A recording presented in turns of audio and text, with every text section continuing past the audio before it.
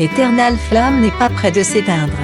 Le feu brûle dans les pupilles de Lily McFadden. La fille de Kerry Katona, Atomic Kitten, qui vient d'annoncer au monde entier qu'elle était une sorcière. Dans une interview accordée à OK, la jeune Britannique de 18 ans a accepté d'en dire davantage à propos de ses pratiques ésotériques et de leurs origines.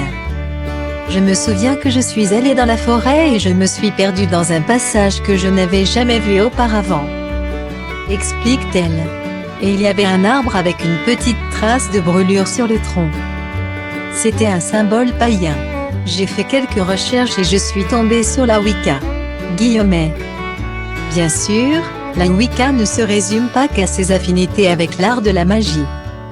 Elle est surtout une magnifique et généreuse religion, comme le précise Lily McFadden, je jette des sorts pour toutes sortes de choses.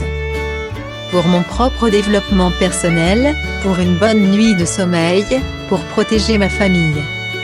Elle est d'ailleurs loin d'être seule à avoir rejoint la communauté en Angleterre. La jeune fille a intégré une assemblée de sorcières et rencontre ses consoeurs presque tous les jours. Pour les trouver, elle se serait simplement rendue dans la rue et aurait demandé aux passants s'ils faisaient partie du mouvement. Il n'était donc pas sorcier de se faire des amis. Sur les réseaux sociaux, Kerry Katona a tenu à soutenir sa fille et sa pratique de la sorcellerie. L'entente ne semblait, pourtant, pas être au beau fixe il y a quelques années. Alors qu'elle intervenait dans une vidéo chaotique, la chanteuse avait notamment avoué qu'elle avait tué 5 filles et fils alors qu'elle n'aimait même pas les enfants.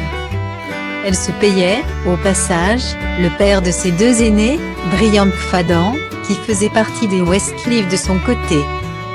Avec le temps, je me suis demandé, mais pourquoi ai-je épousé le gros du groupe des paroles qui, heureusement, se sont envolées dans l'air depuis.